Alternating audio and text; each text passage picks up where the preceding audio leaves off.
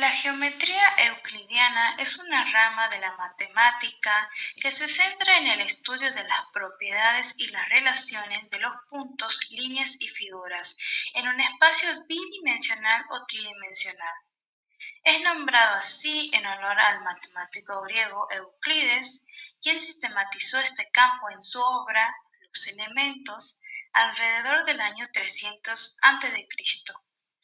Esta geometría se basa en un conjunto de axiomas y postulados fundamentales. En resumen, la geometría euclidiana es fundamental para comprender la estructura del espacio y las relaciones entre las figuras que lo habitan, siendo una parte esencial del estudio matemático en su conjunto. Ahora desarrollamos el sistema axiomático de Euclides. Euclides en su libro Los Elementos enuncia axiomas y postulados. Los axiomas son: las cosas que son iguales a las mismas cosas son iguales entre sí. Si se suman cosas iguales a cosas iguales, los totales son iguales. Si se restan cosas iguales a cosas iguales, los restos son iguales.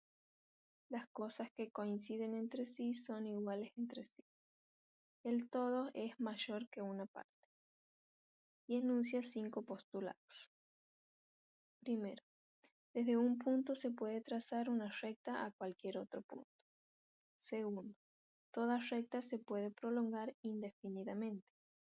Tercero, con cualquier centro y cualquier distancia se puede trazar círculo.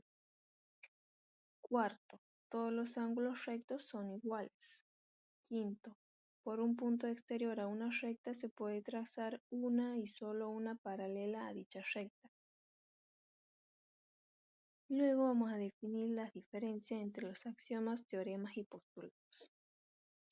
Los axiomas y postulados son afirmaciones básicas que se aceptan sin demostraciones, ya que son evidentes por sí mismas y se consideran verdaderas. Constituyen los principios fundamentales sobre los cuales se construye una teoría. Y el teorema son afirmaciones teóricas que derivan de axiomas y postulados que necesitan ser demostrados mediante pruebas y evidencias. Son aceptados como verdaderos cuando su validez ha sido respaldada por resultados comprobables. En esta parte presentamos el quinto postulado de Euclides o el postulado de las paralelas. Este es el número 5 del libro Los Elementos. El mismo establece que si una recta intersecta a dos rectas formando ángulos internos en un mismo lado que suman menos de dos ángulos rectos, entonces las dos rectas se cortan en el lado en que los ángulos suman menos de dos ángulos rectos. Como observamos en la diapositiva, el quinto postulado de Euclides ha sido objeto de gran debate y estudiado a lo largo de la historia de los matemáticos. Entonces nos preguntamos por qué era problemático. Era por su complejidad y por falta de evidencia. En cuanto a la complejidad, a diferencia de los otros postulados, el quinto era más largo y complejo de enunciar, lo que lo hacía menos intuitivo.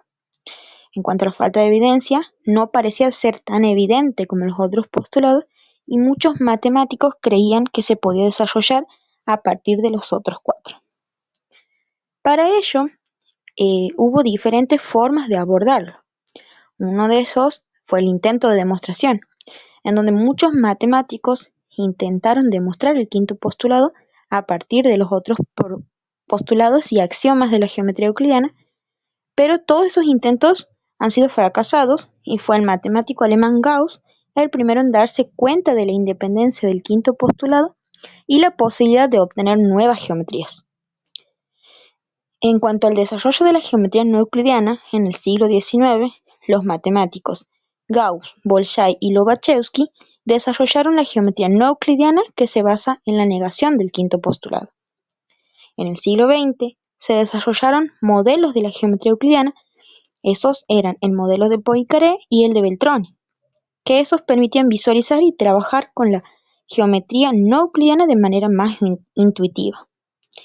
En la reunión del sistema axiomático de Euclides se llegó a que el postulado de las paralelas es independiente de los otros postulados y se denomina que es axioma y no puede ser demostrado con un teorema. Geometrías no euclidianas. Dentro de la geometría no euclidiana encontramos a la geometría hiperbólica y la geometría elíptica. La geometría hiperbólica fue desarrollada por Lobachevsky y Bolzano. Esta geometría satisface los primeros 4 postulados de Euclides y el quinto lo sustituye por el axioma que dice que por un punto externo a una recta pasan infinitas rectas paralelas a ella. Como resultado se llega a que la suma de los ángulos de un triángulo es menor que 180 grados y que tienen curvaturas negativas. La geometría elíptica, desarrollada por Riemann, satisface los primeros 4 postulados de Euclides y el quinto es sustituido por el axioma que dice que por un punto exterior a una recta del plano no pasa ninguna recta paralela a la dada.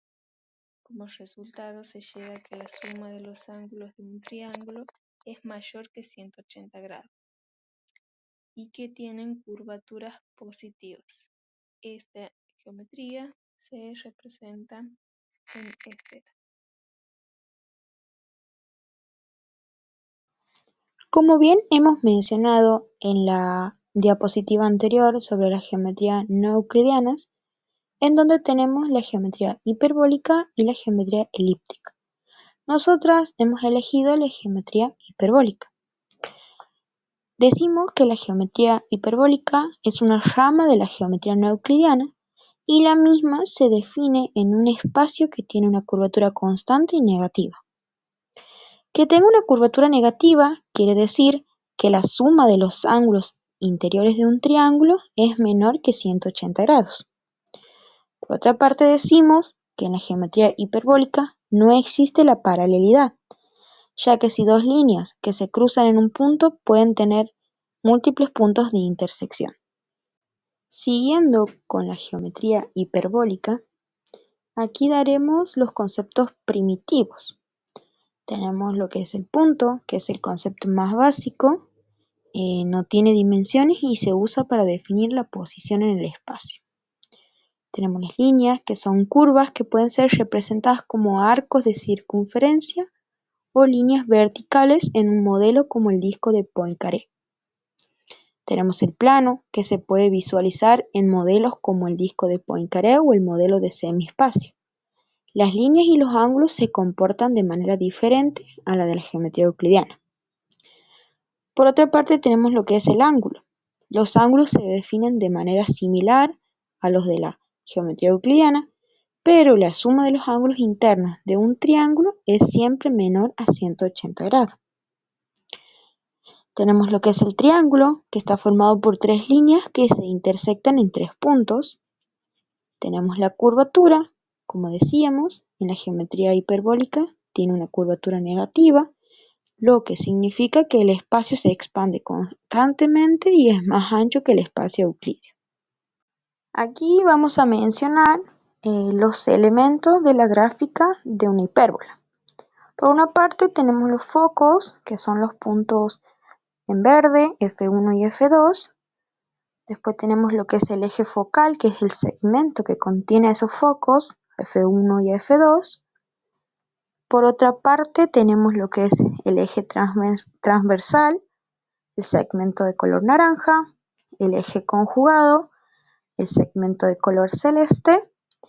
Y por último tenemos las asíntotas, que son las líneas que se acercan a una curva o a una superficie en un punto, pero que jamás se tocan.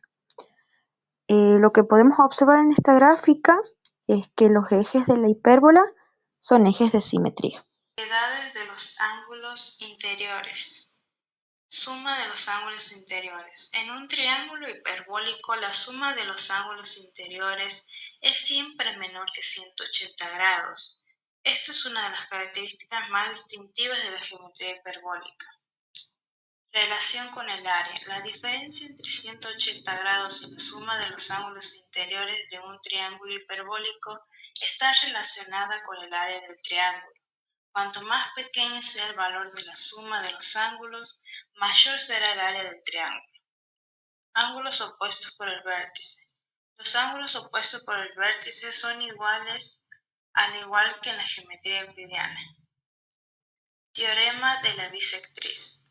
En un triángulo hiperbólico, si se traza una bisectriz de uno de sus ángulos, divide el lado opuesto en segmentos cuya longitud está en relación con los lados adyacentes. Paralelismo, líneas paralelas. En la geometría hiperbólica, a partir de un punto fuera de una línea, hay infinitas líneas que no intersectan a esa, lo que significa que existen múltiples paralelas. Esto contrasta con la geometría euclidiana, donde solo hay una paralela. Líneas ultraparalelas. Dos líneas son ultraparalelas y nunca se cruzan y están más separadas que las paralelas tradicionales. Esto significa que no se encuentran en el infinito. Líneas asíntotas. Dos líneas son asíntotas si se acercan a medida que se extienden hacia el infinito, pero nunca se cruzan. Ortogonalidad. En la geometría hiperbólica, el concepto de ortogonalidad se mantiene y dos líneas son ortogonales si forman un ángulo recto.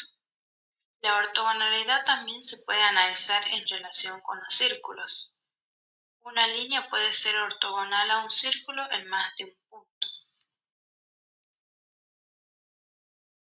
Las geometrías no euclidianas se desarrollan tanto en la vida cotidiana como en la sociedad. Por eso ahora vamos a definir algunas aplicaciones en las que se desarrolla la geometría hiperbólica en la sociedad, como por ejemplo en la arquitectura, especialmente en las construcciones de estructuras curvas o no convencionales. Al estudiar curvatura de una superficie, los arquitectos pueden diseñar y construir edificios con formas más orgánicas y estéticamente atractivas. También es fundamental en la construcción de cúpulas, arcos y bóvedas, donde se utilizan principios matemáticos para garantizar la estabilidad y la resistencia de las estructuras. Así también en la topografía, donde se utiliza para analizar la curvatura de los terrenos y realizar mediciones más precisas, por ejemplo, realizar un levantamiento topográfico de un terreno montañoso. Es necesario tener en cuenta la curvatura de la superficie para obtener mediciones más exactas de las alturas y pendientes. Como así también en el diseño gráfico. La geometría hiperbólica ha sido fuente de inspiración para muchos artistas, ya que permite organizar y estructurar las composiciones de manera visualmente atractiva. La utilización de diferentes formas geométricas en el diseño gráfico proporciona el equilibrio, la armonía y la coherencia a las piezas visuales. Aplicaciones de la geometría euclidiana en la ciencia. La física clásica.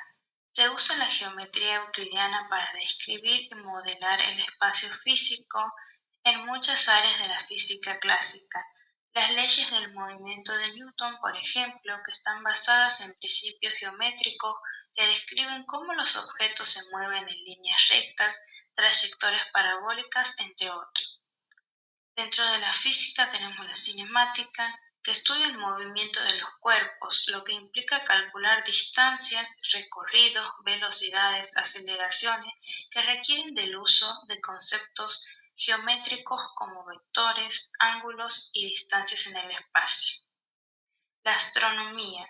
La geometría euclidiana es esencial para calcular distancias entre cuerpos celestes como planetas, estrellas y galaxias, y para trazar sus órbitas. Luego tenemos la química, donde destaca la geometría molecular, que se basa en los modelos de las moléculas como los modelos de Lewis, que dependen de la geometría euclidiana para predecir la forma tridimensional de las moléculas y sus interacciones.